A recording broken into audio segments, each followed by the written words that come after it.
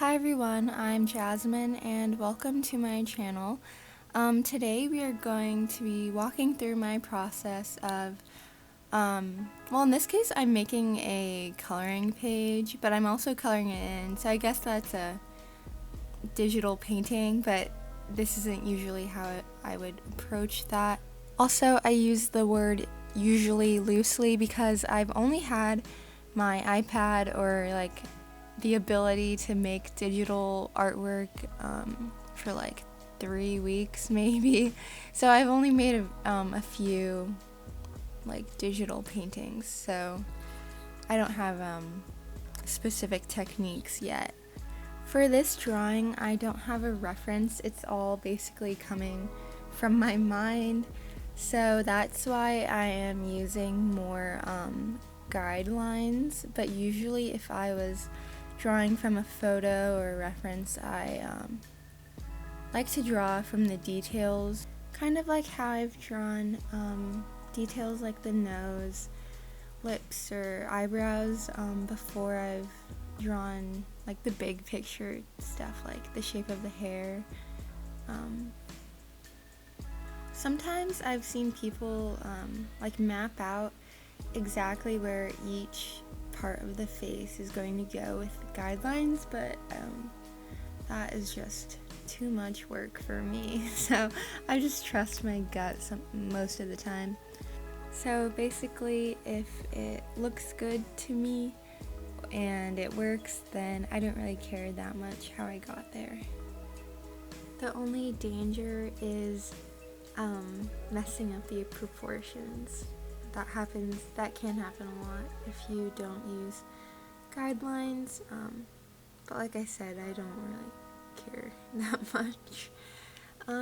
Here, looking at my drawing, I do not like the eyebrow on the right side, or I guess that's her left side of her face, our right. The angle is like too low, or I don't know, it's just, it doesn't match up with the other eyebrow. What else is wrong with this? Oh, I was struggling a lot with the with like the shoulders area because I did not use a reference.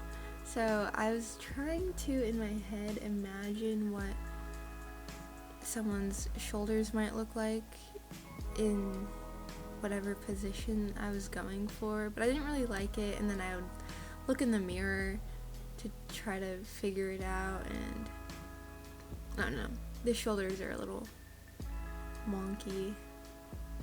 So after I finished that sketch, I made a new layer and got a thinner pencil in black, and I was just going over the details, adding eyelashes and stuff. I was like, I've been trying out like a new style of eyelash technique. I don't know. I used to do a lot like fuller lashes, but I've kind of liked thinner, longer ones now. But I don't know. Tell me if you like them.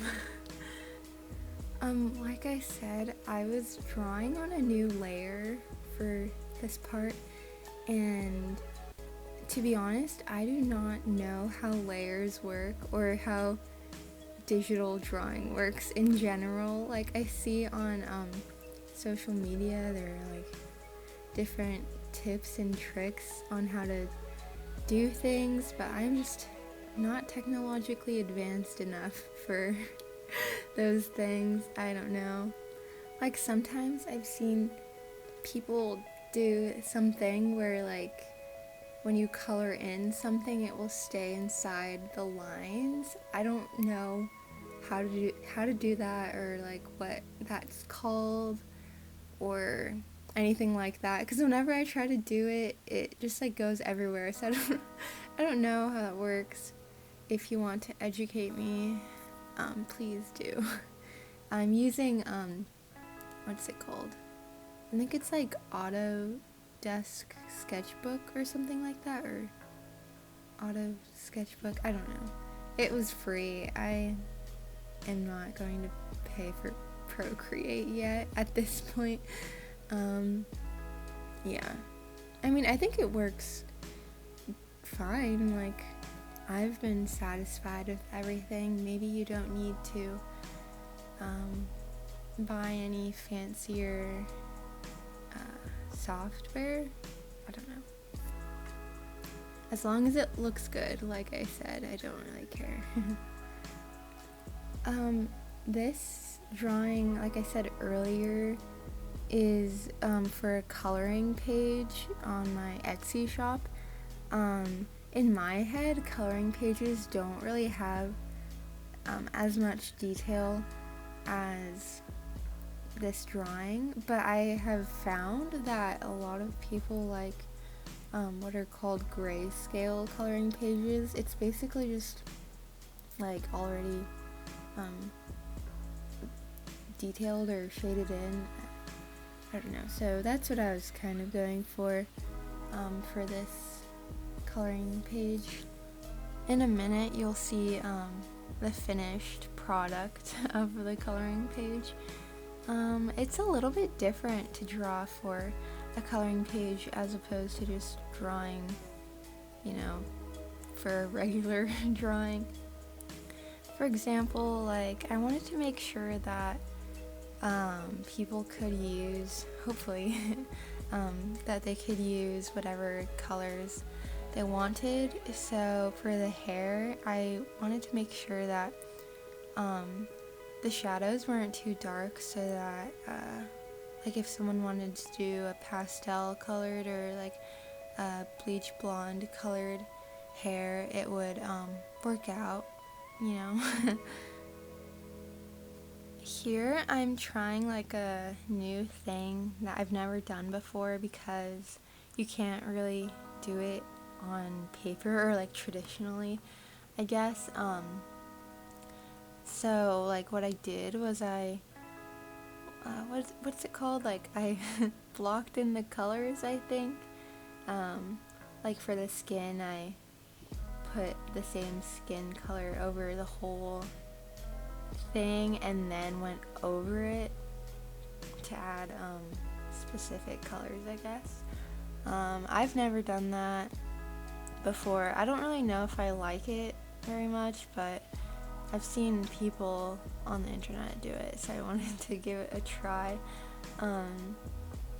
Normally, and I say normally as if I've been doing it forever, but I really have only done a very few digital portraits.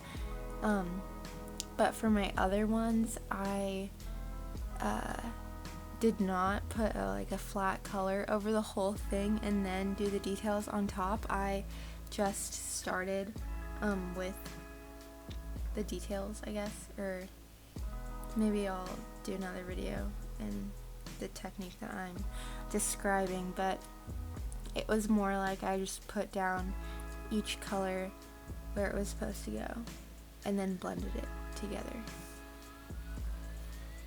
But I will say that the technique where you put a flat color over everything and then add details was a lot faster than what I would normally do.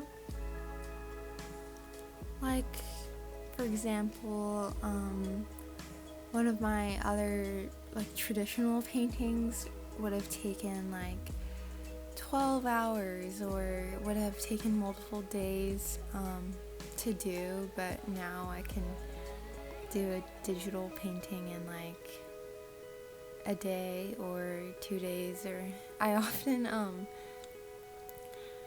like do digital art during my Zoom classes, which is really convenient because you know, you can't set up your paint and water and canvas or sketchbooks or whatever supplies that you need for painting on your Zoom class, because it would be obvious that you're like not doing what you're supposed to be doing. But if it's a digital drawing, then on your iPad, then it's like more discreet and more convenient. So that's fun. It's kind of like doodling on your notebook in class, but instead it's like a full-blown drawing or art or painting, whatever you want to call it. One thing that I do not like so far about digital painting, or at least like a difficulty I've been having, is the color selector. I am so used to only using red, yellow, and blue, and white to paint and like mix my colors, and I hardly ever use black. So when you like click on the color selector, it puts the color on almost like a spectrum from white to black, and you choose whatever is in between, and that is extremely hard for me to figure out like where the color is that I want, because I never mix my colors with black, so I don't really know where to find what I'm looking for. For example, like when I want a brown for skin or something, normally I would just use like, blue, red, and yellow all together. But now, like digitally, I'll go to like orange and then make it darker, but that doesn't always like give me what I want, and I don't know, I'm just struggling a lot because it's like conflicting with how I think about colors. But overall, digital is fun, quick, convenient, so I'll be doing it during my Zoom classes more. And it looks like I'm done with my coloring page painting. If you want to give my coloring page a try, then go to my Etsy shop. The link is in my bio, and you can download it and print it. I hope you enjoyed this video, and I'll see you next time. Bye!